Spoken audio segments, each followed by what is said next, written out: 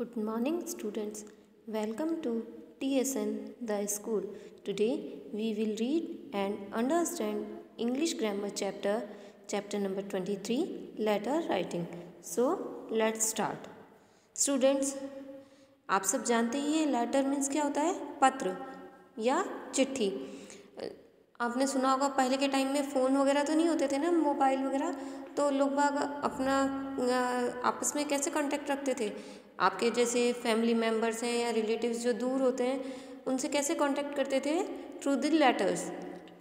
आपस में लेटर्स लिख के एक दूसरे को मैसेज देते थे, कोई भी इम्पॉर्टेंट मैसेज हो या फिर आपकी जनरल हेल्थ वगैरह के बारे में पूछना हो ना, कि आप कैसे हैं, इस तरीके से पूछना चाहते हैं, तो वो किसके थ्रू पूछा जाता था? लेटर के थ्रू ही पूछा जाता था। आज मोबाइल के टाइम में इनके थोड़ा इम्पोर्टेंस कम हो गई है, बट ये जो ऑफिशियल लेटर्स हैं वो तो आज भी चल रहे हैं। कुछ वर्क हैं जो ऑफिशियली जो करने होते हैं वो लेटर्स के थ्रू ही किए जाते हैं। तो आज हम इसी के बारे में थोड़ा पढ़ेंगे कि किस तरीके से लेटर लिखे जाते हैं। स्टार्ट करते हैं। Letters are of two types. Letters के जो हैं दो तरीके होते हैं। फर्स्ट होता है formal letters, second informal letters. Formal means official, office पे जो होते हैं ना, जैसे आपके ऑफिस में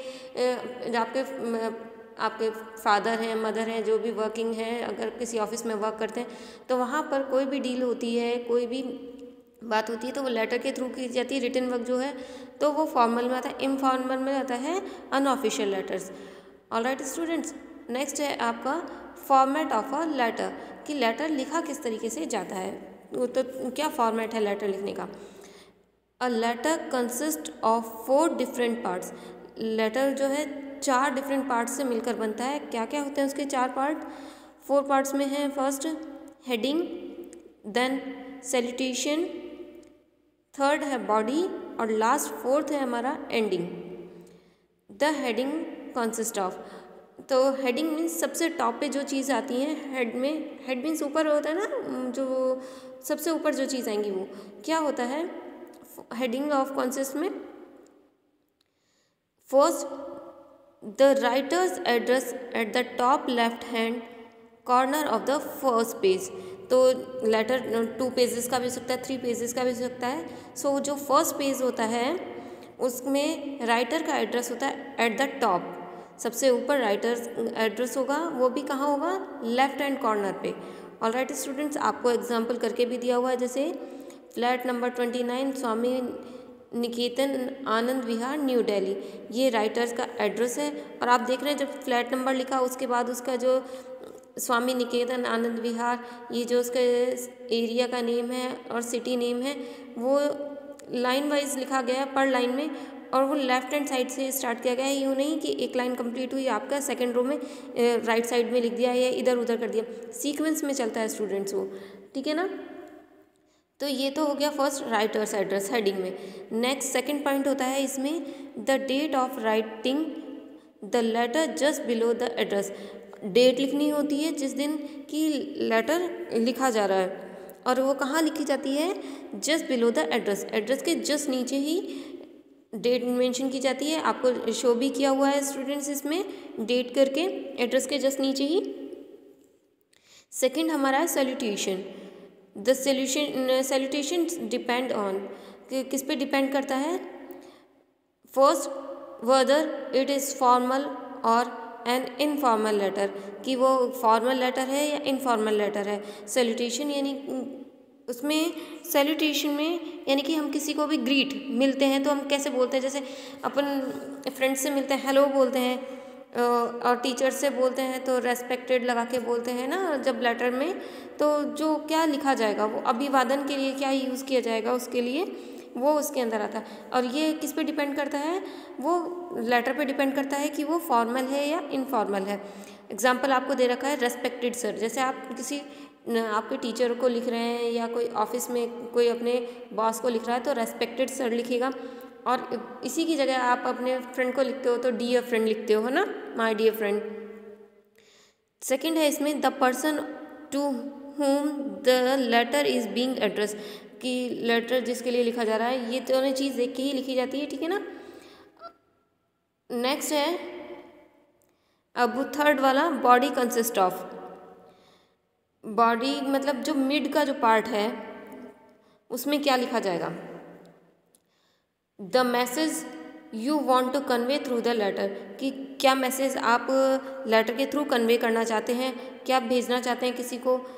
second, it should be divided into paragraphs, तो एक तो क्या आप मैसेज थ्रू कन्वे करना चाहते हैं वो इस बॉडी के अंदर आता है, और ये जो हम मैसेज करते हैं तो वो चीज़ या जो भी बात हम कर रहे हैं वो डिवाइड होनी चाहिए पैराग्राफ्स के अंदर। अब ये हमें साइड में एग्जाम्पल करके भी दिखा रखा है इसका, body of the letter, I want to say that I am unable to attend the school today as I am suffering from severe headache, कि मैं स्कूल नहीं आ सकता क्योंकि मुझे बहुत तेज़ हेडेक हो रहा है, सर दर्द हो रहा है, तो ये लिखा। नेक्स्ट ये कंप्लीट हुआ आपका कि आपने लेटर किसके रिगार्डिंग लिखा है, बता दिया हेडेक है उसको। देन उसने पैराग्राफ डिवाइड किया, please grant me leave for today, कि आप मुझे कृपया आज के दिन लिए लीव दें, आज की छुट्टी दे दें। सेकंड पैराग्राफ बना दिया उसमें, तो ये बता दिया ना कि लेटर की जो बॉडी होती है उसमें एक तो हमें मैसेज बताना होता है कि हम क्या मैसेज कन्वे कर रहे हैं, और सेकंड उसको पैराग्राफ्स में डिवाइड करना चाहिए। ना फोर्थ जो है हमारा, the ending consist of, ending यानी कि जब हम कोई भी लेटर लिखेंगे ऐसा ही थोड़ी ना हमने बीच में ही छोड़ देंगे, उसकी एंडिंग भी होनी चाहिए ना। तो एंडिंग में क्या होना चाहिए, the complimentary close written on the left side of the page below the last words of the body of the letter, ये जो हम लिखते हैं बॉडी ऑफ द लेटर उसके जस्ट बिलो, उसके जस्ट नीचे लिखे जाएंगे लास्ट वर्ड्स। तो ये कॉन्टेम्पररी कॉम्प्लीमेंट्री क्लोज होगा, वो इस तरीके से होगा जैसे आप अपने टीचर को लिख रहे हैं, स्कूल के रिगार्डिंग लिख रहे हैं, तो योर्स ओबीडियंटली, आपका आज्ञाकारी, ठीक है ना। देन ये एग्जांपल आपको उसी के अकॉर्डिंग बताया हुआ है, जैसे पूरा एप्लीकेशन के तरीके से कि आपने अपने स्कूल के लिए लिखा है, ठीक है ना।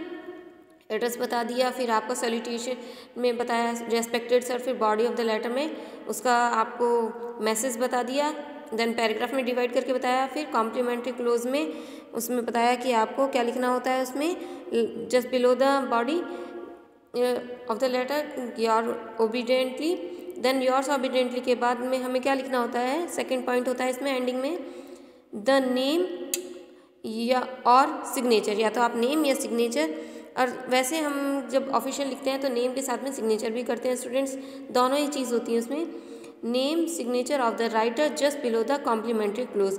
कॉम्प्लीमेंट्री क्लोज करने के लिए हमें लिखना होता है योर्स ओबीडियंटली, योर लविंगली, तो ये डिपेंड करता है लेटर के ऊपर कि हम किसको लेटर लिख रहे हैं, ठीक है ना।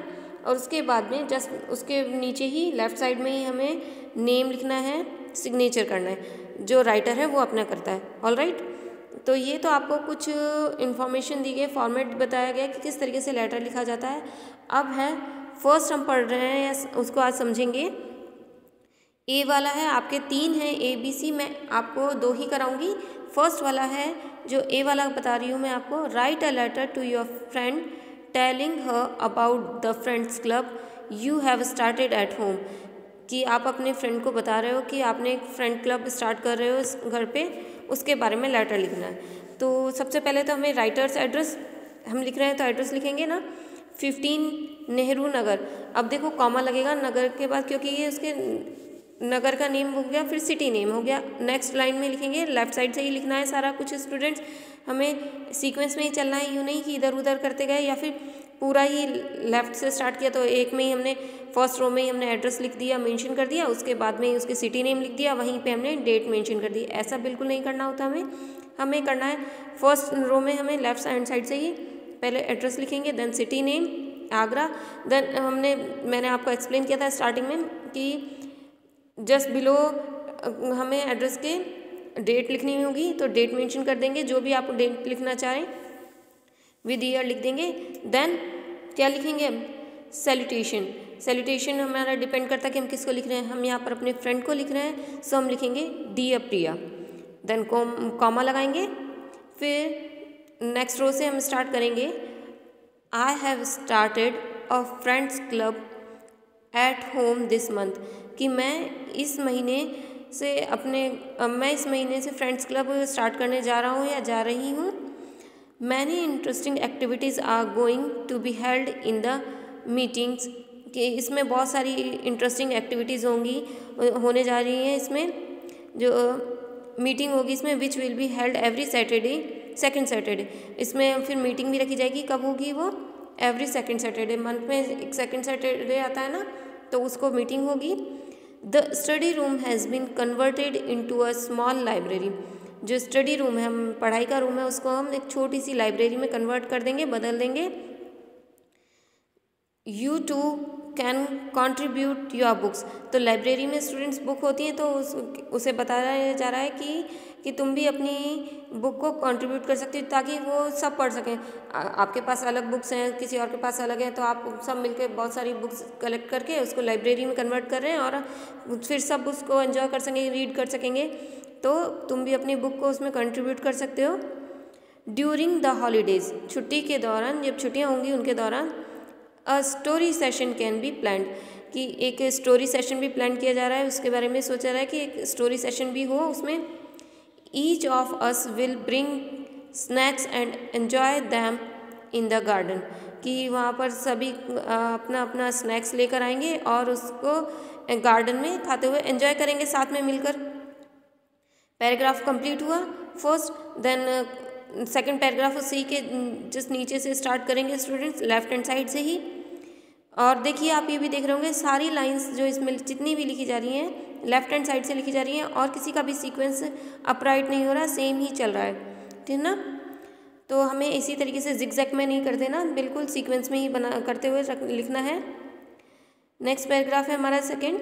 We will hold a meeting this Saturday to discuss what more can be include and everyone can share their creative ideas to make everything very interesting, कि इस सैटरडे को हम एक मीटिंग रख रहे हैं डिस्कस करने के लिए कि क्या इंक्लूड किया जाए, क्या शामिल किया जाए, और जो सब जितने मेंबर हैं या जो भी लोग हैं इसमें अपने जो आइडियाज़ हैं, क्रिएटिव आइडियाज़ की, कोई कहेगा इसमें गेम्स भी रखो और किस तरीके के गेम्स होने चाहिए, वो जीके क्विज़ रखो।